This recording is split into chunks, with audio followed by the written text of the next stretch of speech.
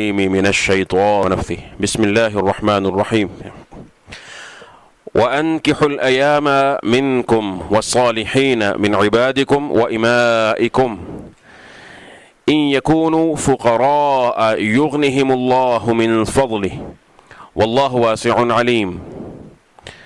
سورة النور آیت نمبر 32. اللہ رب العزت کے احکامات کا تسلسل، اور اس آیت مبارکہ میں پھر ایک اور عظیم حکم بیان ہوا ہے. جیسا کہ آپ کے علم میں ہے کہ اس سے ماقبل آیات میں اللہ رب العزت نے حیا، پردہ اور اسی طرح سے پھر اجتماعی حیا کو قائم کرنے کے حوالے سے جو آداب ہیں، احکامات ہیں، وہ بیان فرمائے.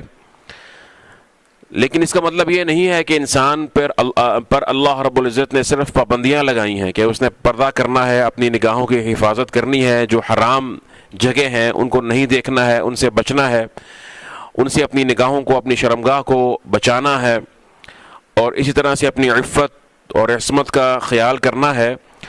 تو جو انسان کے اندر قدرتی فطری جذبات ہیں اور اس کے اندر اللہ رب العزت نے جو اس کی جنسی یا جسمانی ضرورت رکھی ہے، وہ بالکل بھی یعنی انسان اس سے محروم ہو جائے اور اس کو پورا کرنے کا کوئی راستہ نہ ہو، ایسی کوئی چیز نہیں ہے.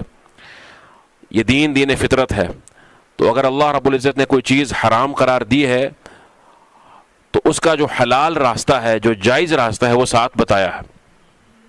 اور یہ دین کے اندر تمام معاملات میں ایسی ہے کہ اگر ایک جگہ روکا گیا ہے اور وہ اللہ کی معصیت ہے تو اس کے متبادل جو حلال اور جائز اور اللہ کے قرب کا ذریعہ بننے والا جو راستہ ہے وہ ساتھ بتایا گیا ہے. تو اسی طریقے سے اب اس آیت مبارکہ میں نکاح کا حکم دیا گیا ہے. نکاح کے بارے میں بتایا جا رہا ہے کہ نکاح کی عظمت اور فضیلت کیا ہے اور اس کی ضرورت یہ معاشرے کو، ایک صالح معاشرے کو قائم کرنے کے لیے کتنی زیادہ ہے. یہ نہیں کہ تم نے صوفی بن جانا ہے، دنیا ترک کر دینی ہے. ٹھیک ہے، اپنی نظروں کی حفاظت کا یا اپنی شرمگاہ کی حفاظت کا مطلب یہ نہیں کہ تارک دنیا بن جاؤ اور شادی کرنا چھوڑ دو اور ان چیزوں سے کنارہ کش ہو جاؤ. یہ جائز نہیں ہے. تھوڑی سی آواز والیوم. تو اس آیت مبارکہ میں نکاح کا حکم ہے، اس میں نکاح کا حکم ہے. فرمایا وَأَنْكِحُوا الْأَيَامَ مِنْكُمْ، اور تم میں سے جو بے نکاح مرد اور عورت ہیں ان کا نکاح کر دو. انکحو یہ صیغہ امر کا ہے، اور ایامہ جو ہے یہ جمع ہے ایم کی. ایامہ جمع کس کی ہے؟ ایم. اور ایم کیا ہے؟ ایم سے مراد ہر وہ مرد ہے یا عورت، مرد بھی اور عورت دونوں اس میں شامل ہیں کہ جو نکاح شدہ نہیں ہیں، جو بے نکاح ہیں. یعنی برابر ہے کہ کوئی عورت ہے مثلا تو وہ بیوہ ہے یا مطلقہ ہے یا کسی بھی صورت میں اس کا خامد نہیں ہے تو وہ ایم ہی کہلائے گی. یا مکواری ہے، اس کا خامد نہیں ہے، اس کا زوج نہیں ہے. اس طرح سے مرد ہے تو جس کا جوڑا نہیں ہے، جس کی بیوی نہیں ہے تو وہ ایم ہی ہے. اور اس کا اطلاق جو ہے جیسے میں نے عرض کیا کہ وہ مرد عورت دونوں پر اس کا اطلاق ہوتا ہے. ایم جیسے کہ سید بولتے ہیں نا، سید، اس طرح سے ایم اس کی جمع ایامہ. وَأَنْكِحُوا الْأَيَامَ، اور نکاح کراؤ، نکاح کرو تم کن کا؟ ایامہ منکم، جو تم میں سے ایامہ ہے، یعنی بے نکاح مرد اور بے نکاح عورت، ان کا نکاح کرو. وَأَنْكِحُوا الْأَيَامَ مِنْكُمْ وَالصَّالِحِينَ مِنْ عِبَادِكُمْ وَإِمَائِكُمْ، اور جو صالح ہیں، جو صالح ہیں تمہارے غلاموں اور تمہاری لونڈیوں میں سے، ان کے بھی یعنی نکاح کراؤ اپنے میں سے بے نکاح مردوں اور عورتوں کے، اور ان غلاموں اور لونڈیوں کے، اور تمہارے اور اپنے ان غلاموں اور لونڈیوں کے جو صالح ہیں، نیک ہیں، ان کا بھی نکاح کراؤ.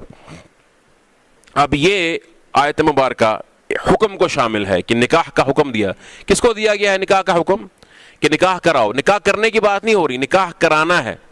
انکحو فرمایا ہے. ٹھیک ہے، انکحو، یہ حمزہ قطعی ہے یہاں پر. انکحو، نکاح کراؤ. اس کا مخاطب کون ہے اس حکم کا کہ کون نکاح کرائے گا؟ ایک تو یہ ہے کہ اس کا مخاطب پورا اسلامی معاشرہ ہے کہ نکاح کو وجود میں لانا ہے، نکاح کو نکاح کراؤ، جب نکاح کروانا ہے کس کا؟ بے نکاح مرد اور عورت کا. اور اسی طرح سے جو نیک غلام اور لونڈیاں ہیں تمہارے، ان کا نکاح کروانا ہے، ان سب کا نکاح کروانا ہے. تو اس خطاب کو اگر عموم پر لیا جائے تو تمام کا تمام جو اسلامی معاشرہ ہے اور مسلم امت ہے وہ اس کی مخاطب بنتی ہے، اس اعتبار سے کہ ان کو چاہیے کہ اپنے معاشرے میں، اسلامی معاشرے میں نکاح کو وجود میں لائیں. ان اشخاص کا جن کا ذکر کیا گیا ہے، بے نکاح مرد ہوں یا عورت ہوں، اب وہ ان کے پھر الگ الگ احکامات ہیں. جیسے کہ بے نکاح اگر مرد ہے تو اس کے لیے ولی کی ضرورت نہیں ہے، ولی کے بغیر بھی وہ نکاح کر سکتا ہے، جبکہ عورت کو جو ہے وہ ولی کے اذن کی ضرورت ہے. اسی طریقے سے آگے پھر غلام اور لونڈیوں کا ذکر ہے، تو غلام اور لونڈی جو ہیں وہ اپنے سید، اپنی آقا کی مرضی اور اس کے اذن کے بغیر نکاح نہیں کر سکتے. لیکن جو آزاد مرد ہیں ان کے لیے ولی کی ایسی ضرورت نہیں کہ ان کے بغیر اس کا نکاح باطل ہو جائے، لیکن جو عورت ہے اس کے لیے ولی کا اذن ضروری ہے. جیسا کہ اللہ کے رسول کی یہ حدیث ہے، آپ نے فرمایا کہ ایما امرأۃ نکحت بغیر اذن موالیہا فنکاحها باطل ثلاث مرات، یعنی فنکاحها باطل فنکاحها باطل فنکاحها باطل، کہ کوئی بھی ایسی عورت جو اپنے ولی کے اذن کے بغیر نکاح کرتی ہے اس کا نکاح باطل ہے، اس کا نکاح باطل ہے، اس کا نکاح باطل ہے، شرعاً وہ منعقد نہیں ہوتا ہے وہ نکاح. اور پھر فرمایا کہ فَإِن تَشَاجَرُوا فَسُلْطَانُ وَلِيُّ مَن لَّا وَلِيَّ لَهُ، اگر اختلاف ہو جائے اولیاء میں، جو ولی ہیں عورت کے، ان میں اختلاف ہو جائے، یا اگر ولی جو ہے وہ راشد نہیں ہے یا عورت کا خیر خواہ نہیں ہے یا دینی اعتبار سے وہ عورت کے مناسب نہیں ہے اس کا ولی بننے کا، تو اس میں اختلاف ہو گیا، اب نکاح بھی کرنا ہے، ایک مسئلہ پیدا ہو گیا، تو فرمایا کہ فَالسُّلْطَانُ وَلِيُّ مَن لَّا وَلِيَّ لَهُ، یا ویسے ولی نہیں ہے، ویسے اس کا ولی ہے ہی نہیں، تو فَالسُّلْطَانُ وَلِيُّ مَن لَّا وَلِيَّ لَهُ، تو سلطان اس کا ولی ہے، جو بادشاہ ہے، حکمران ہے، یا جو سلطہ ہے، قوت ہے، جو بھی کسی ملک میں، کسی علاقے میں، کہ جس کو وہ بڑا مانتے ہیں اور جن کا پاس قوت نافذہ ہے، تو پھر ان کے ذریعے نکاح وجود میں آئے گا اور وہ ولی بن جائے گا، تو یہ ٹھیک ہے. ٹھیک ہے، تو اس طریقے سے نکاح جو ہے وہ ان کا وہ کروا دے گا جن کا ولی کوئی نہیں ہے، باپ نہیں ہے، بھائی نہیں ہے، چچا نہیں ہے، اس طرح سے جو اولیاء ہیں وہ نہیں ہیں یا ولی بننے کے قابل نہیں ہیں کسی شرعی وجہ کی بنا پر. لیکن اگر ان کے بغیر وہ نکاح کرتی ہے وہ خاتون اپنی مرضی سے، تو پھر کیا ہے کہ وہ نکاح منعقد نہیں ہوگا. تو فرمایا کہ وَأَنكِحُوا الْأَيَامَ مِنكُمْ وَالصَّالِحِينَ مِنْ عِبَادِكُمْ وَإِمَائِكُمْ، اور نکاح کرواؤ تم میں سے جو بے نکاح مرد اور عورت ہیں. اس سے یہ بھی معلوم ہوتا ہے کہ جو بے نکاح مرد ہیں ان کو بھی کچھ نہ کچھ اپنے والدین، اپنے جو سرپرست ہیں، جو ان کے کفیل ہیں، جن کی کفالت میں ہوتے ہیں، ان کی رضامندی کا خیال کرنا چاہیے، ان سے پوچھ کر چلنا چاہیے، اور ان کو بالکل ہی جو ہے وہ باہر نہیں نکال دینا چاہیے اپنے نکاح شادی کے فیصلے سے، بالکل آزاد ہو جانا. اور جو صالح والدین ہیں جن کی وہ کفالت میں ہے یا اس کے سرپرست ہیں جو اس کے ولی بنتے ہیں، تو ان کو بالکل ہی ان کے اذن کو، ان کی پرواہ نہ کرنا اور ان کو اس میں جو ہے وہ فیصلہ کرنے کی بالکل جو ہے وہ کسی قسم کی اہمیت نہ دینا ان کے فیصلے کو یا ان کی مشاورت کو، یہ بات مناسب نہیں ہے. تو یہ بھی ایک چیز ہے، ادب کے منافی ہے، اور اس سے معاشرے میں پھر فساد پیدا ہوتا ہے. تو کیونکہ بسا اوقات جو اولاد ہے، جو نوجوان ہیں، وہ اپنے فائدے، اپنے شرعی، دینی یا دنیاوی فائدے کو زیادہ بہتر نہیں سمجھتے ہیں، تو جو والدین ہیں وہ ان چیزوں کو بہتر سمجھتے ہیں. بہرحال یہ اس میں جو ہے وہ حکمتیں ہیں. وَأَنكِحُوا الْأَيَامَ مِنكُمْ وَالصَّالِحِينَ مِنْ عِبَادِكُمْ وَإِمَائِكُمْ. وَأَنكِحُوا الْأَيَامَ مِنكُمْ، یہاں پر جو ایامہ ہیں بے نکاح مرد اور عورت، اس سے مراد آزاد ہیں، آزاد مرد اور عورت. دلیل کیا ہے اس کی؟ کہ اس کے بعد آیا وَالصَّالِحِينَ مِنْ عِبَادِكُمْ وَإِمَائِكُمْ، کیونکہ اس کے فوراً بعد ذکر ہے غلاموں کا اور لونڈیوں کا. ٹھیک ہے، جو ان میں سے صالحین ہے، تو غلام اور لونڈی کے بالمقابل جو بولے جا رہے ہیں یہاں پر، تو یہ ان سے مراد آزاد ہیں. تو یہاں پر آزاد کا ذکر ہے، اس کے بعد پھر غلام اور لونڈی کا ذکر موجود ہے. وَأَنكِحُوا الْأَيَامَ مِنْكُمْ. اب یہ جو نکاح کرنا ہے تو اس میں یہاں فرمایا کہ وَأَنكِحُوا الْأَيَامَ مِنْكُمْ. کیا مطلب منکم کا؟ جو تم میں سے ہیں، یعنی مسلمان ہیں، ان کی بات ہو رہی ہے. تو کیا مسلمان مرد کا کافرہ عورت سے نکاح ہو سکتا ہے، یا کافرہ عورت کا مسلمان مرد سے نکاح ہو سکتا ہے یا نہیں؟ تو یہ جائز نہیں ہے. مسلم مرد کا، مسلمان مرد کا کافرہ مشرکہ عورت سے، یا مشرکہ عورت کا مؤمنہ عورت کا مشرک یا کافر مرد سے نکاح جائز نہیں ہے، سوائے اس استثناء کے جو سورہ مائدہ کے اندر موجود ہے. اس آیت میں ایک گنجائش ہے کہ جو کتابیہ ہے، اہل کتاب میں سے جو محسنات، جو نیکوکار عورتیں ہیں، یعنی ان کی جو صالح، جو زانیہ نہیں ہیں، اور جو ان کی جو ہے وہ عفت و عصمت والے جو ان کی خواتین ہیں جو اہل کتاب میں سے، تو والمحسنات من الذین اوتوا الکتاب من قبلکم، تو ان کے ساتھ جو ہے وہ نکاح ہو سکتا ہے.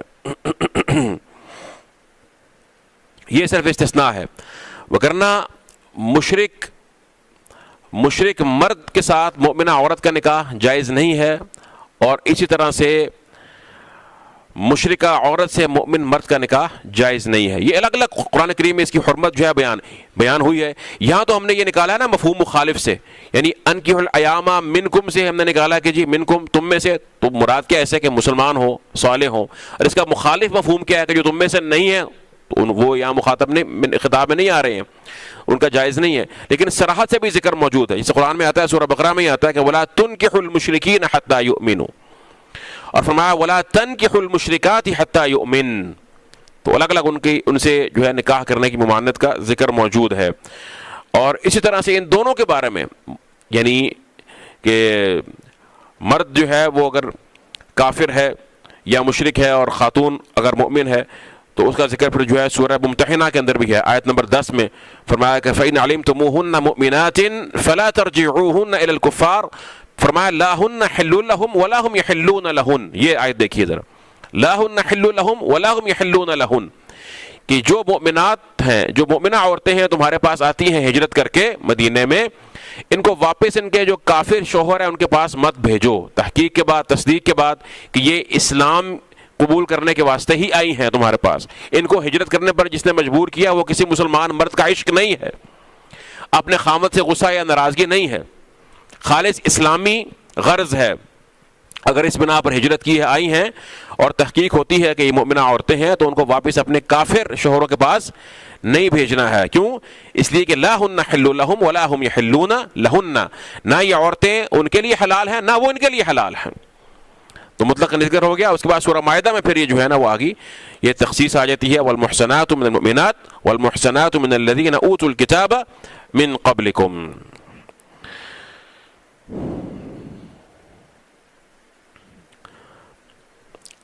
وَأَنْكِحُوا الْأَيَامَ مِنْكُمْ وَالصَّالِحِينَ مِنْ عِبَادِكُمْ وَإِمَائِكُمْ. اس کے بعد ذکر ہوتا ہے وَالصَّالِحِينَ مِنْ عِبَادِكُمْ وَإِمَائِكُمْ. چلیں تھوڑا سا ذرا نکاح کے بارے میں کچھ مزید جو ہے ایک بات کر لیں، لیکن وہ آگے بس اس کا ذکر آتا ہے، وہیں پھر اس کو مناسب کرتے ہیں انشاءاللہ العزیز. وَالصَّالِحِينَ مِنْ عِبَادِكُمْ وَإِمَائِكُمْ، اور جو نیک ہیں تمہارے غلاموں اور لونڈیوں میں سے، جو صالح ہیں تمہارے غلاموں میں سے، عبادکم، اور عبد کی جمع عباد، اور امت ان کی جمع اماء، لونڈیاں. جو صالح ہیں، صالح سے کیا مراد ہے؟ جو نیک ہیں، صالح ہیں، مؤمنہ ہیں، مؤمن ہیں. اور دوسرا مفہوم بھی ہے یہاں پہ صالح کا، کہتے ہیں نا کہ اس بندے میں فلاں کام کرنے کی صلاحیت ہے. عربی میں جو صلاحیت ہے نا، صلاح یا صالحیت، صالحیت سے مراد یہ بھی ہوتا ہے کہ یہ بندہ فلاں کام کرنے کے لیے صالح ہے، اس کا اہل ہے. تو وہ غلام اور لونڈیاں جو نکاح کی جو ذمہ داری ہے اس کو اٹھانے کے قابل ہیں، اس قابل ہیں، ان کی دماغی حالت، ان کی جسمانی حالت اور ان کی جو تربیت ہے، ان کا جو شخصیت ہے وہ اس قابل ہے. اور آپ سمجھتے ہیں کہ نکاح کے بعد کوئی فتنہ پیدا نہیں کریں گے، پریشانی اور مشکلات کا شکار نہیں ہوں گے، نہ خود ہوں گے نہ کسی اور کو کریں گے. تو پھر جو ہے حکم ہے یہ انکحوا الایام، پہلے بھی حکم ہے اور یہاں بھی اسی حکم کا تسلسل ہے کہ ان کا نکاح کروایا جائے، ان کا نکاح کروانا چاہیے. वस्वालिहीन मिन इबादिकुम व इमाइकुम। इबादिकुम, इबादिकुम से मतलब क्या है? जो तुम्हारे आब्द हैं, तुम्हारे गुलाम हैं, व इमाइकुम, और तुम्हारी लौंडियां हैं। तो अगर कोई बंदा उसका गुलाम हो तो उसे कहे कि ये कह सकता है कि जी आना ये हादा अब्दी, ये मेरा बंदा है आब्दी, और वो कहे जी कि अंत रब्बी, तू मेरा रब है। अल्लाह ने फरमाया ना यहाँ पे मिन इबादिकुम, इबादिकुम कहा है यहाँ पर, और इमाइकुम भी कहा है, लेकिन नबी करीम सल्लल्लाहु अलैहि वसल्लम ने मना फरमा दिया, फरमाया कि ला यकुल अहदुकुम अब्दी अमती वलयकुल फताती गुलामी। कोई ये ना कहे कि मेरा अब्द है, अब्दी अमती, इस तरह से नहीं बोलना है, बल्कि कह दो फताज, फताती, ममलूकी, गुलामी, इस तरह के अल्फाज बोल सकते हैं। ठीक है, ये मेरा जवान है और ये मेरा ममलूक है। अलबत्ता कोई अगर कहता है किसी के बारे में कि ये फलां का अब्द है तो वो कह सकता है, इजाफत का फ़र्क है। बंदा खुद अपने बारे में ना कहे कि ये मेरा अब्द है, ये मेरी अमत है, लेकिन कोई कहता है कि हाज़ा अब्दु फलान, तो वो कह सकता है। ये एक उलमा ने इसके दोनों में जमा किया, आयत कुरान की इस आयत में जो अल्लाह ने फरमाया और हदीस की जो मुमानत है, तत्बीक दी है कि एक ये है। एक तत्बीक और भी है, और ये है कि हमसे जो पहले शरीयतें थीं उनके अंदर ये जायज़ था। जैसे कि यूसुफ अलैहिस्सलाम के बारे में आता है कि इन्नहु रब्बी अहसन मथवाज, कि उन्होंने उसको कहा कि, तो लेकिन हमारी शरीयत में जो है ये चीज़ जायज़ नहीं है कि हम इस तरह से नहीं कह सकते हैं, और मुतलक़न जायज़ नहीं है। तो जो है वो मुक़य्यद तरीके से जो है वो कहा जा सकता है। तो बहरहाल तो जी हाथ है मुख्तलिफ। तो ज़्यादा इसमें राजा ये बात ये मालूम होती है कि ख़ुद इंसान ना कहे, क्योंकि हदीस में नहीं आ गई है, वाज़ेह नहीं आ गई है कि ये मेरा ग़ुलाम है। ना ग़ुलाम ये कहे कि जी ये मेरा रब है, वो कह दे कि सय्यदी कह सकता है, सय्यद, और इस तरह से मौलाज ये कह सकता है, लेकिन रब ना कहे, और ना वो उसको अपना अब्द या अमत कहे जो आका है। वस्सालिहीन मिन इबादिकुम व इमाइकुम, तो इसमें यहाँ पर जो है वो दोनों मानी जो है वो मुराद है यहाँ पर, कि उनके अंदर एक तो सलाह हो, दीनी एतबार से भी सलाह हो, नेक हो, फिस्क व फुजूर से पाक हो, और दूसरी बात यह कि उनमें ये सलाहियत भी हो निकाह करने की, और जो निकाह की जिम्मेदारियां हैं उनको उठाने की सलाहियत भी हो। दोनों मानी यहाँ पर मुराद हैं। फिर यहाँ पर ये एक सवाल पैदा होता है कि क्या आज़ाद मर्द को एक लौंडी से, मुसलमान मोमिना लौंडी से निकाह करना चाहिए या नहीं करना चाहिए? निकाह की बात हो रही है। निकाह, जो किसी की लौंडी है तो वो उससे निकाह करे या ना करे। तो शरीयत ने इसके लिए भी शर्त लगाई है, और सूरह ये निसा में आता है, फरमाया कि वमन लम यस्तति' मिनकुम तौलन अन यनकिहल मुहसनातिल मुमिनाति फमिम्मा मलकत अयमानुकुम मिन फतयातिकुम मुमिनात। फरमाया कि ये आज़ाद मर्दों के लिए जायज़ नहीं है कि वो लौंडी से निकाह करें, इल्ला ये कि उनके पास माली इस्तिताअत ना हो। माली इस्तिताअत ना हो, आज़ाद औरत से निकाह करने की माली इस्तिताअत नहीं है, फ़कीर है, कमज़ोर है, तो फिर उसके लिए क्या रुख्सत है? वमन लम यस्तति' मिनकुम तौलन अन यनकिहल मुहसनातिल मुमिनात फमिम्मा मलकत अयमानुकुम मिन फतयातिकुमुल मुमिनात। तो फिर जो मुमिना लौंडियां हैं उनके जो औलिया हैं, उनके जो मालिक हैं, उनकी इजाज़त से वो उनसे निकाह कर सकते हैं, और निकाह करेंगे, और उसके बाद उनको उनका जो महर है वो भी अदा करेंगे। और फिर फरमाया कि ज़ालिका लिमन खशियल अनता मिनकुम, ये भी उसके लिए रुख्सत है कि जिसको जिना में पड़ने का, गुनाह में पड़ने का खौफ हो। यानी दो चीज़ें हैं, दो शराइत हैं। आज़ाद मर्द की लौंडी से निकाह करने की दो शराइत अल्लाह सुब्हानहू तआला ने सूरह निसा में बयान फरमाई है। वो क्या क्या शराइत हैं? पहली बात तो ये है कि वो मर्द जो है वो उसके पास आज़ाद औरत से निकाह करने की इस्तिताअत नहीं है, माली इस्तिताअत नहीं है। दूसरी बात यह, अगर वो निकाह नहीं करता तो उसका अपने बारे में गुनाह में पड़ने का, जिना में वाक़ होने का खतरा है, तो फिर उसके लिए रुख्सत है कि वो लौंडी से निकाह कर सकता है। फनकिहुहुन्ना बिइज़्नि अहलिहिन्ना व आतूहुन्ना उजूरहुन, फरमाया कि फिर तुम उनसे निकाह कर सकते हो, उनके जो مالک ہے اس کی اذن سے، اس کی اجازت سے، اور ان کا مہر ان کو پورا ادا کرو گے. اور جب ان سے نکاح کرو گے تو اس حالت میں تم نے نکاح کرنا ہے ان لونڈیوں سے جو مؤمنہ اور لونڈیاں ہیں، محصنات غیر مصافحات ولا متخذات اخدان، کہ وہ نکاح میں لائی گئی ہوں اس اعتبار سے کہ وہ غیر مصافحات، یعنی وہ زانیہ نہیں ہیں، بدکاری کرنے والی نہیں ہیں، ولا متخذات اخدان، نہ وہ چوری چھپے آشنا بنانے والی ہیں، یعنی وہ عفیفات ہوں، پاک باز مؤمنہ لونڈیاں ہوں، تو ان سے آزاد مرد جو ہے وہ نکاح کر سکتا ہے، ان شرائط کے ساتھ کہ اس کے پاس مالی استطاعت نہیں ہے، اور دوسری شرط یہ ہے کہ اس کو گناہ میں پڑنے کا خدشہ ہے. اور پھر اللہ نے فرمایا کہ وَإِن تَصْبِرُوا خَيْرٌ لَكُمْ، اگر پھر بھی تم صبر کر لو تمہارے لیے بہتر ہے. کیونکہ لونڈی سے نکاح کرنے کا مطلب یہ ہے کہ اس کے بعد جو اولاد ہوگی وہ بھی پھر وہ لونڈی کا جو آقا ہے اس کی مملوک ہوگی، اس کے لیے غلام ہوگی. تو اس لیے اسلام نے اس کی حوصلہ افزائی نہیں کی ہے. سمجھ گئے بات کو؟ تو یہ ایک اس استثناء کے ساتھ جو ہے سورۃ النساء اس نے اس حکم کو، جو اس کا عموم تھا نا کہ وَالصَّالِحِينَ مِنْ عِبَادِكُمْ وَإِمَائِكُمْ، تو اس عموم میں یہ تخصیص کر دی کہ آزاد مرد جو ہے وہ لونڈی سے اگر نکاح کرتا ہے، مؤمنہ لونڈی سے، تو اس کی شرائط کیا ہے؟ تقریباً شرائط کی بنا پر وہ کر سکتا ہے. وَالصَّالِحِينَ مِنْ عِبَادِكُمْ وَإِمَائِكُمْ. اللہ اکبر. پھر اس کے بعد فرمایا ان یکونوا فقراء، ان یکونوا فقراء یغنہم اللہ من فضلہ، اگر وہ فقیر ہوں گے، جن کا نکاح کرنا چاہتے ہو، نکاح کرانا چاہتے ہو، اگر وہ فقیر ہوں گے، اگر وہ فقیر ہوں گے، محتاج ہوں گے، یغنہم اللہ من فضلہ، تو اللہ ان کو اپنے فضل سے غنی کر دے گا. یہ نکاح کی برکات میں سے ہے، یہ نکاح کی برکات میں سے ہے کہ اللہ سبحانہ و تعالی رزق کے اسباب پیدا کر دیتا ہے نکاح کی برکت سے. لوگ کہتے ہیں جی نکاح کرنا مشکل ہے، جی بچے کے پاس کچھ نہیں ہے، بچی کے پاس کچھ نہیں ہے، وہ جہیز کی تیاری کرتے رہتے ہیں، اور وہ جو ہے بیچارہ بوڑھا ہو جاتا ہے کہ پہلے بینک بیلنس اتنا ہو، گاڑی ہو، اور اتنا ایک اسٹیٹس ہو، گھر ہو، عذاب میں پڑا ہوتا ہے، اور اس دوران کتنے گناہ میں واقع ہو جاتے ہیں، معاشرے میں کیا فساد بنتا ہے، اور کیسا کیسا جو ہے پھر وہ ایک خرابیاں پیدا ہوتی ہیں، ہم لوگ اس سے واقف ہیں.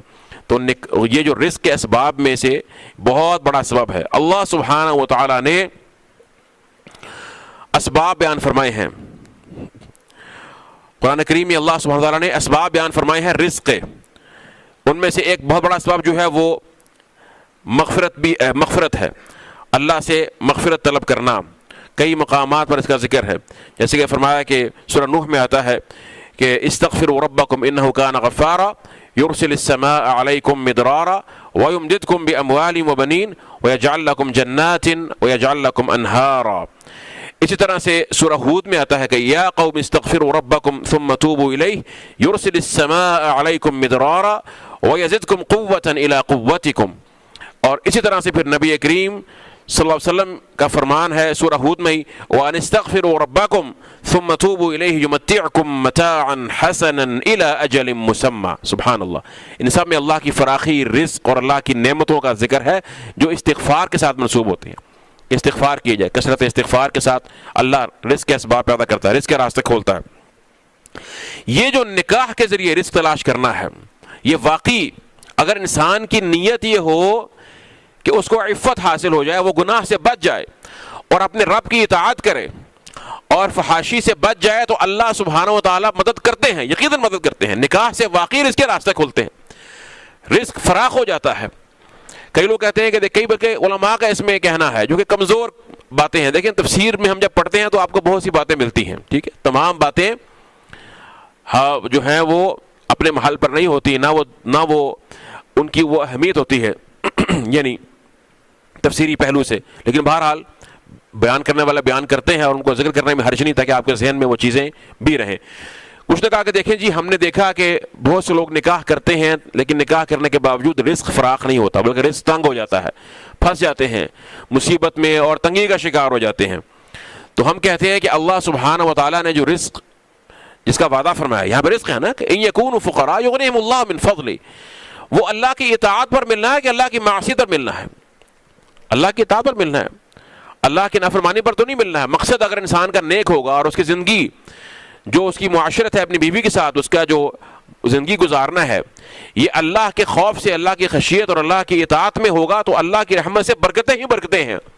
سورہ طلاق میں اللہ فرماتے ہیں, فرمایا من قدر علیہ رزقہ, کہ جس کا رزق اس پر تنگ کر دیا گیا ہے, رزق اس کا محدود کر دیا گیا. آگے فرمایا سیجعل اللہ بعد عسر یسرا, اللہ اس کو عسر کے بعد آسانی اور یسر عطا فرمائے گا. اور فرمایا سورہ طلاق میں فرمایا کہ وَمَن يَتَّقِ اللَّهَ يَجْعَل لَّهُ مَخْرَجًا وَيَرْزُقْهُ مِنْ حَيْثُ لَا يَحْتَسِبُ, کہ جو اللہ سے ڈرتا ہے اللہ اس کے لیے مخرج عطا فرماتے ہیں, نکلنے کا راستہ اس کو فراخی عطا فرماتے ہیں. وَيَرْزُقْهُ مِنْ حَيْثُ لَا يَحْتَسِبُ, اور اس کو وہاں سے رزق عطا فرماتے ہیں جہاں سے اس کا گمان بھی نہیں ہوتا, وہ گمان بھی نہیں کر پاتا ہے. ٹھیک ہے, تو اللہ کا رزق کا وعدہ موجود ہے. پھر دیکھیے جب انسان کی شادی ہو گئی ہے اس کے اہل و عیال ہیں تو کیا فرمایا, فرمایا وَأْمُرْ أَهْلَكَ بِالصَّلَاةِ وَاصْطَبِرْ عَلَيْهَا لَا نَسْأَلُكَ رِزْقًا نَحْنُ نَرْزُقُكَ وَالْعَاقِبَةُ لِلتَّقْوَى, کہ اپنے گھر والوں کو نماز کا حکم دو اور اس پر دوام کرو, یعنی مستقل اپنے گھر والوں کو نماز کی تلقین کرو اور نماز کی پابندی کرواؤ ان سے. فرمایا لا نسألک رزقا, ہم تم سے رزق نہیں مانگتے ہیں. اللہ فرماتا ہے کیا ہوگا, نحن نرزقک, ہم تمہیں رزق عطا فرمائیں گے, ہم تمہیں رزق دیں گے, لیکن گھر میں نماز کا ماحول تو پیدا کرو. فجر کی نماز ہے, سوئے پڑے ہیں, مردار ہوئے پڑے ہیں, ساری رات اللہ کی معصیت میں گزاری ہے, اپنی آنکھوں کو بھی اللہ کی معصیت سے آلودہ کیا ہے یا وقت ضائع کیا ہے, اور دن کے اندر بھی جو ہے وہ یہی معاملہ ہے کہ اللہ کی نافرمانی ہے, غفلت ہے دین سے, اللہ کے ذکر سے, نمازوں سے, قرآن سے. پھر کہتے ہیں جی رزق کی فراخی نہیں ہوتی. کیسے ہو جائے؟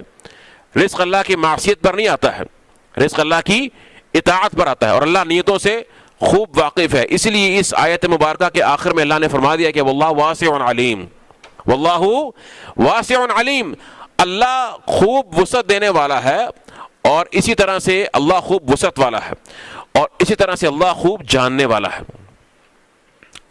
کمال علم رکھتا ہے, اس کو پتہ ہے اللہ کے ہاں وسعت کی کمی نہیں ہے. وہ وسعت عطا فرماتا ہے, فراخی عطا فرماتا ہے, لیکن جانتا ہے کہ کون اس کا اہل ہے کون اس کا اہل نہیں ہے. تو بہرحال یہ رزق کے اسباب ہیں. اسی طرح سے اللہ کی اطاعت بھی بہت بڑا رزق کا اسباب ہے. فرمایا کہ وَلَوْ أَنَّ أَهْلَ الْقُرَىٰ آمَنُوا وَاتَّقَوْا لَفَتَحْنَا عَلَيْهِمْ بَرَكَاتٍ مِّنَ السَّمَاءِ وَالْأَرْضِ, اگر یہ بستی والے اہل ایمان جو ہیں یہ اللہ پر ایمان لے آئیں اور تقوی اختیار کر لیں تو فرمایا کہ اللہ زمین و آسمان سے ان کے لیے برکات کے دروازے کھول دے. سبحان اللہ. ہم کہتے ہیں جی رزق نہیں ہے, معاشرے میں پریشانی ہے, امن نہیں ہے, فساد ہے, اور سب سے بڑا جو مسئلہ ہے وہ ہمارا فائنینشیل کرائسس ہے, جی اکنامک کرائسس ہے, پیسہ نہیں ہے, لوگ غربت اور تنگدستی کی بدترین جو لکیر ہے اس سے نیچے کی زندگی گزار رہے ہیں. اللہ فرماتے ہیں وَلَوْ أَنَّ أَهْلَ الْقُرَىٰ آمَنُوا وَاتَّقَوْا, اگر یہ بستی والے, یہ ملک والے, قریہ والے ایمان لے آئیں اور تقوی اختیار کر لیں, لَفَتَحْنَا, یقینی بات ہے, لَفَتَحْنَا عَلَيْهِمْ بَرَكَاتٍ مِّنَ السَّمَاءِ وَالْأَرْضِ, کیا ہم آسمان سے بھی ان کے لیے برکتیں برسا دیں اور زمین کے دہانے بھی کھول دیں. تو یہ اللہ کا وعدہ ہے. اطاعت سے ملتا ہے یہ سب کچھ, اطاعت سے ملتا ہے, اور اطاعت کے بغیر اپنی عقل لڑانے سے اور اس قسم کی حرکتیں کرنے سے کچھ بھی نہیں ہوتا. ٹھیک ہے. اور دوسری چیز یہ ہے کہ نکاح کے بارے میں جیسے کہ میں نے عرض کیا کہ نکاح کو عام کرنا اور نکاح کو آسان بنانا, اس آیت مبارکہ میں یہ بڑا واضح پیغام اور واضح حکم ہے. وَأَنكِحُوا الْأَيَامَ, حکم ہے نا کہ نکاح کرواؤ, اور نکاح میں رکاوٹوں کو دور کیا جائے, نکاح میں رکاوٹوں کو دور کیا جائے. دیکھیے یہاں پر ایامہ کی بات ہوتی ہے, جو بے نکاح مرد اور عورت ہیں, پورا معاشرہ معمور ہے, معمور من اللہ, اللہ کی طرف سے حکم ہے کہ تم میں سے جو بے نکاح مسلمان مرد اور عورت ہیں ان کا نکاح کرواؤ. اب ہم کیسے کروا سکتے ہیں نکاح؟ ہماری کیا ذمہ داری ہے؟ ہم نکاح کو آسان کریں. ہم نے اپنے ملک میں زنا کو آسان کیا ہوا ہے, نکاح مشکل ہے. زنا اور زنا کی طرف جو لے جانے والے راستے ہیں, یہ جو آپ کو اتنے سستے پیکیجز مل جاتے ہیں, اور جو آپ اشتہارات دیکھتے ہیں, خواہ وہ کسی بھی قسم کا ٹرک کا اشتہار ہو, لیکن وہاں پر کیا ہے کہ ایک خاتون ہے جو عریاں یا نیم عریاں اس کی حالت ہے, اور کوئی بھی کھانے پینے کا اشتہار ہے, کچھ چیز کھانی ہے, تو اس قسم کی جو فحاشی کے مناظر ہیں اس کے بغیر وہ اشتہار بنتا نہیں ہے, اس کی ترغیب دلائی جاتی ہے. نکاح پر ٹیکس لگا دیا ہے سمجھدار لوگوں نے, نکاح پر ٹیکس لگا دیا ہے کہ غریب آدمی جو ہے وہ نکاح کا سوچے ہی نہ, اور زنا جو ہے وہ آسان ہے، وہ کوڑیوں کے بھاؤ جو ہے وہ ملتا ہے جگہ جگہ پر، گندگی بکھری پڑی ہے۔ یہ ہماری جب سوچ ہے تو ہم پھر سوچتے ہیں کہ اللہ کی رحمت ہم پر آئے، کیسے آ سکتی ہے؟ دیکھیے یہ اللہ کے رسول ہیں صلی اللہ علیہ وسلم، اور آپ کی سنت مبارکہ کیا ہے؟ ایک نوجوان آیا، بلکہ آپ کے مجلس میں موجود ہے بیٹھا ہوا، ایک خاتون آپ کے پاس آئی اور اس نے اپنا نفس آپ کے لیے پیش کیا کہ اللہ کے رسول مجھ سے نکاح کر لیجئے، ہبہ کیا اپنے آپ کو۔ خیر آپ نے جو ہے وہ اس کا جو ہے وہ جواب نہیں دیا اپنی طرف سے، تو البتہ وہاں پر ایک نوجوان تھا، وہ کھڑا ہوا کہنے لگا کہ یا رسول اللہ صلی اللہ علیہ وسلم میرا نکاح کر دیجئے اس سے۔ غریب صحابی ہے، فرمایا کہ تیرے پاس کوئی چیز ہے جو تو اس کو دے سکے؟ هل عندك من شيء تصدقها؟ کہتا ہے ما عندي الا ازاری، میرے پاس بس یہ چادر ہے جو میں نے پہنی ہوئی، یہی ہے بس، اور کچھ نہیں ہے۔ تو اللہ کے رسول نے فرمایا کہ اگر تو یہ چادر اس کو دے گا خود کیا پہنے گا؟ خود بغیر چادر کے ہو جائے گا۔ تو فرمایا کوئی شے تلاش کر، کوئی شے تلاش کر۔ تو اس نے کہا کہ میرے پاس کچھ بھی نہیں ہے، میرے پاس کچھ بھی نہیں ہے دینے کے لیے۔ فرمایا کہ التمس ولو خاتما من حدید، تلاش کر خواہ لوہے کی ایک انگوٹھی ہی کیوں نہ ہو، وہی تجھے مل جائے۔ تو اس نے تلاش کیا، فلم یجد، اس کو وہ بھی نہیں ملی، تھی نہیں، لیکن اللہ کے رسول کا حکم تھا تو حکم کی جو ہے وہ خلاف ورزی نہیں ہو سکتی۔ تو پھر آپ نے فرمایا امعک من القرآن شیء، قرآن آتا ہے کہیں سے کچھ قرآن یاد ہے؟ کہتا ہاں جی نعم سورۃ کذا و کذا، فلاں فلاں صورتیں مجھے یاد ہیں۔ فرمایا کہ بس ٹھیک ہے، زوجناکھا بما معک من القرآن، ہم نے وہ جو تجھے قرآن آتا ہے نا اسی کے ساتھ جو ہے تیرا نکاح اس عورت سے کر دیا، اس عورت کو سکھا دو، اس کو یاد کروا دو۔ سبحان اللہ، یہ نکاح ہے اللہ کے رسول کے دور کا صلی اللہ علیہ وآلہ وسلم۔ نکاح آسان تھا، برکت تھی، اور پھر وہاں اللہ کے رزق کے دروازے کھلتے تھے، وہ لوگ اس کو دیکھا کرتے تھے ان اللہ کی رحمتوں کو۔ اللہ کے رسول نے فرمایا، دیکھیے ابھی سورہ نور ہم پڑھ رہے ہیں، مسلسل ایک حکم کی تکرار آ رہی ہے، آپ نے غور کیا؟ غض البصر و حفظ الفرج، ہے نا، نگاہیں جھکاؤ اور شرمگاہ کی حفاظت کرو۔ یہ جو نگاہ کا جھکنا ہے اور شرمگاہ کی حفاظت ہونی ہے، اس کا سبیل کیا ہے، اس کا راستہ کیا ہے، یہ کیسے حاصل ہو سکتا ہے؟ تو اللہ کے رسول نے فرمایا، یا معشر الشباب من استطاع منکم الباءۃ فلیتزوج، کہ اے نوجوانوں تم میں سے جس میں صلاحیت ہے، جس میں استطاعت ہے، وہ نکاح کر لے۔ کیوں؟ فإنہ اغض للبصر واحصن للفرج، نگاہ کو یہ بہت زیادہ جھکانے والا ہے اور شرمگاہ کی سب سے زیادہ حفاظت کرنے والا ہے۔ یہ نکاح میں یہ صفت ہے کہ وہ انسان کو عفیف بنا دیتا ہے، با حیا اور پاکیزہ سوچ والا بنا دیتا ہے، اس کی نگاہ جھک جاتی ہے، اس کی شرمگاہ کی حفاظت ہو جاتی ہے۔ تو یہ اللہ کے نبی کا نسخہ ہے، نبوی نسخہ ہے۔ اس کے مقابلے میں اب دیکھیے نکاح مشکل کیسے ہوتا ہے؟ مشکل ایسے ہوتا ہے کہ ایک شخص جس کی فرض کریں اس کی بیٹی ہے یا اس کی بہن ہے، کوئی بھی خاتون ہے جس کا وہ نکاح کرنا چاہتا ہے، تو اس کے پاس کوئی مسلمان مرد آتا ہے جو بظاہر غریب ہے، مالی اعتبار سے کمزور ہے، لیکن اس کا اخلاق بھی اچھا ہے، اس کا دین بھی اچھا ہے، عمدہ ہے، دینی اور اخلاقی اعتبار سے اس میں کوئی کمی نہیں ہے، سوائے اس کے کہ وہ غریب ہے، مالی اعتبار سے اور معاشرے کے اعتبار سے اتنا کوئی وہ مضبوط اور قوی آدمی نہیں ہے۔ تو وہ اگر اس رشتے سے انکار کر دے صرف اس بنا پر، اور کوئی معقول وجہ نہیں ہے کہ نہیں چونکہ یہ غریب ہے تو اس سے نکاح نہیں کروں گا، تو کیا ہوگا؟ تو اللہ کے رسول نے فرمایا کہ پورا معاشرہ فساد کی لپیٹ میں آ جائے گا۔ اللہ کے اس حکم کی نافرمانی ہوئی، خلاف ورزی ہوئی، انکحوا الایام کی، کہ اس نے اپنا کردار ادا نہیں کیا نکاح کرنے میں۔ اور اللہ کے رسول نے فرمایا اذا خطب الیکم من ترضون دینہ وخلقہ فزوجوہ، جب تمہیں کوئی ایسا شخص پیغام بھیجے نکاح کے لیے جس کے دین اور خلق سے، اخلاق سے تم راضی ہو، تمہیں پسند ہے، اس کا دین بھی ٹھیک ہے، اس کا اخلاق بھی عمدہ ہے، مناسب ہے، فزوجوہ، فرمایا نکاح کر دو اس سے، حکم ہے اللہ کے رسول کا، اس سے نکاح کر دو۔ الا تفعلوا، اگر ایسا نہیں کرو گے، تکن فتنۃ فی الارض وفساد عریض، تو فرمایا کہ زمین میں فتنہ بھی ہو جائے گا اور لمبا چوڑا فساد بھی ہو جائے گا. فساد صرف فساد نہیں ہوگا، فساد عریض، عریض جس کا عرض، وہ فساد جو نظر آتا ہے، دیکھنے میں نظر آتا ہے، یہ فساد بپا ہوا ہے معاشرے کے اندر. ہے کہ نہیں ہمارے معاشرے میں فساد؟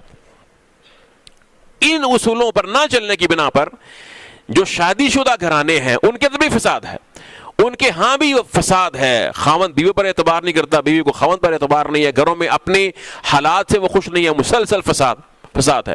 اور جہاں پر نکاح وجود میں نہیں ہے، الا ماشاء اللہ، ایسی بات نہیں، نیک لوگ بھی ہیں، اللہ کے نیک بندے بھی ہیں اس دور کے اندر جو الحمدللہ اللہ کے اصولوں پر چلتے ہیں تو ان کو اطمینان ملتا ہے. اور جہاں پر نکاح نہیں ہے، ان حالات کی وجہ سے، ان خود ساختہ قیود کی وجہ سے، خود ساختہ معیارات کی وجہ سے نکاح میں تاخیر اور سستی کی جاتی ہے، وہاں پر صورتحال یہ ہے کہ آئے روز ہم اخباروں میں پڑھتے ہیں کہ فلاں بچی کے ساتھ یہ حادثہ پیش آ گیا، فلاں بچے کے ساتھ یہ حادثہ پیش آ گیا، فلاں جانور کے ساتھ یہ حادثہ پیش آ گیا. یہ سوچ بن چکی ہے مسلمانوں کی، اور یہ ہے فساد عریض. اخبار اٹھا کے دیکھیے گا تو معلوم ہوگا فساد عریض کیا ہے، جس کی طرف اللہ کے رسول نے اشارہ کیا ہے. ان یکونوا فقراء یغنیہم اللہ من فضلہ، فرمایا اگر وہ فقیر ہوں گے اللہ ان کو غنی کر دے گا، اللہ ان کو غنی کر دے گا. واللہ واسع علیم، اور اللہ کمال وسعت والا اور کمال علم والا ہے، خوب جاننے والا ہے. بلکہ یہاں تک ہے قرآن کریم میں آتا ہے کہ اللہ رب العزت نے اپنی اطاعت میں برکت رکھی ہے. اگر دو لوگ مرد اور عورت اللہ کے حکم کی اطاعت کرتے ہوئے اور نیت صالحہ کے ساتھ اکٹھے ہوتے ہیں، نکاح کرتے ہیں، اس کے بعد کسی بنا پر اختلاف ہو گیا، انسان ہے اختلاف ہو جاتا ہے، ساتھ نہیں بن سکے، نہیں جڑ سکے، پریشانی آ گئی، اختلاف ہے، اور دیکھ رہے ہیں کہ ہمارا ساتھ رہنا مشکل پیدا کرے گا، ساتھ رہنا ممکن نہیں لگ رہا ہے، تو وہ الگ ہو جائیں. فرمایا کہ وَإِن يَتَفَرَّقَا يُغْنِ اللَّهُ كُلًّا مِّن سَعَتِهِ، سورہ نساء کی آیت نمبر 130 ہے. فرمایا اگر وہ الگ ہو جاتے ہیں اللہ کی اطاعت کرتے ہوئے، اکٹھے بھی ہوئے اللہ کا حکم مانتے ہوئے، الگ بھی ہوئے اللہ کا حکم مانتے ہوئے، اللہ سے ڈرتے ہوئے، فرمایا اللہ دونوں کو غنی کر دے گا. اللہ دونوں کو، الگ ہونے کے باوجود اللہ دونوں کو ان کے الگ ہونے پر اپنے فضل سے، اپنی سعت رحمت سے غنی فرما دے گا. سبحان اللہ، کیسے انعامات ہیں اللہ کے. رزق اور ہوتے ہیں، رزق اللہ کی اطاعت میں ہے، رزق اللہ کے رسول کی سنت کی اتباع میں ہے، اور رزق تقوی کے اندر ہے، رزق عفت میں ہے، رزق نکاح کے اندر ہے. نکاح میں فراخی ہے، اس میں کشادگی ہے، اور اس میں ہر طرح کی برکت ہے. جن معاشروں میں نکاح کے خوبصورت رشتے کو اور تصور کو عام کیا جاتا ہے وہاں اللہ کی برکتیں ہوتی ہیں، اور جہاں نکاح مشکل ہوتا ہے وہاں ہر طرح کا فساد پیدا ہو جاتا ہے. اس لیے کہ معاشرہ اور امت جس شے سے وجود میں آتی ہے، جو اس کا پہلا یونٹ ہے، پہلی اکائی ہے، وہ فیملی ہے، ایک مرد اور عورت ہے. اس کے بعد پھر ایک خاندان وجود میں آتا ہے.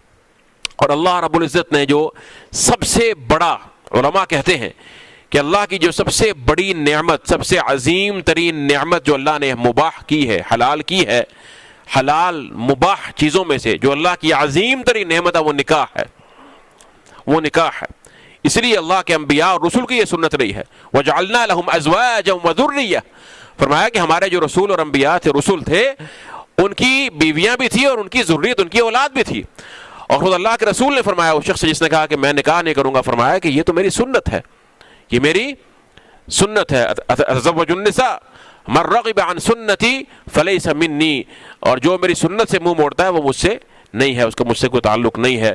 تو آئیے ہم اس چیز کو سمجھیں، اللہ کے احکامات کی اس حسن کو سمجھیں. سورۃ النور میں اللہ سبحانہ وتعالیٰ نے قلب اور اسی طرح سے جسم کی پاکیزگی اور اس کی جو خوشی ہے، راحت ہے، اور معاشرے کے اندر جو اللہ سبحانہ وتعالیٰ کی رحمت ہے، اس کے اصول اور قواعد بیان فرمائے ہیں. تو نکاح ان میں سے ایک اہم تصور ہے.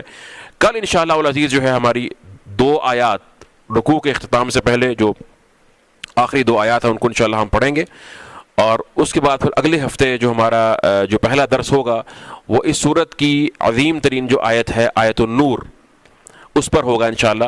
اور وہ مکمل ایک درس میں ہم ایک آیت ہی پڑھیں گے، جس میں ہم، یہ سورت کا نام بھی سورۃ النور ہے اور اس آیت کا موضوع بھی نور ہے. تو انشاءاللہ اس کو پھر ہم تفصیل سے بیان کریں گے اگلے ہفتے میں انشاءاللہ، کل کے جو ہے درس کے بعد، بتوفیق اللہ تعالی وباللہ تعالی توفیق. واللہ واسع علیم. ہو گیا؟ واللہ واسع علیم. اس میں یہی میں نے عرض کیا کہ اللہ سبحانہ و تعالیٰ نے اس میں دو صفات بیان فرمائی ہیں، ایک وسعت اور ایک علم۔ وسعت سے کیا بیان فرمایا کہ فقر کی بنا پر نکاح سے ڈرنا نہیں ہے، کہ فقر سے خوف زدہ ہو کر، اصل میں یہ عرب معاشروں کے اندر یہ رواج موجود تھا، یہ چیز ان کے ہاں سوچ موجود تھی، کیونکہ پہلا خطاب جو ہو رہا ہے اس میں جو پہلے مخاطبین ہیں وہ تو اہل عرب ہی ہیں نا وہاں پہ۔ ان کے ہاں یہ تھا کہ جن نکاح کرنے سے بندہ فقیر ہو جاتا ہے، حتیٰ کہ اپنی اولاد کو مار دیا کرتے تھے وہ۔ وَلَا تَقْتُلُوا أَوْلَادَكُمْ خَشْيَةَ إِمْلَاقٍ، قرآن میں آتا ہے نا، نَحْنُ نَرْزُقُكُمْ وَإِيَّاهُمْ، اپنی اولاد کو رزق کے خوف سے جو ہے وہ قتل نہیں کرو۔ تو اللہ نے منع فرمایا، تو یہ ان کا رد ہے، یہاں پر اس میں ان کا رد ہے کہ اللہ وسعت والا ہے، اللہ وسعت عطا فرماتا ہے، اللہ کے ہاں کشادگی، اللہ کے خزانوں میں کمی نہیں ہے۔ تو فقر کے خوف سے غربت کی بنا پر نکاح میں تاخیر کرنا یا نکاح کو مؤخر کرنا یا نکاح نہ کرنا یا اولاد پیدا کرنے سے ڈرنا، جو نکاح کا اصل مقصود ہے، جو نکاح کا مقصود ہے کہ جیسا کہ اللہ کے رسول نے فرمایا کہ میں اپنی امت کی کثرت پر فخر کروں گا، تو یہ جائز نہیں ہے۔ اور علیم میں کیا ہے کہ اللہ نیتوں کو جانتے ہیں، اللہ کی تمام جو انعامات ہیں اور نعمتیں ہیں یہ اس بنا پر ملیں گی جس کی نیت صالح ہے اور اللہ کی رضا مقصود ہے۔ جزاکم اللہ خیر۔ وصلو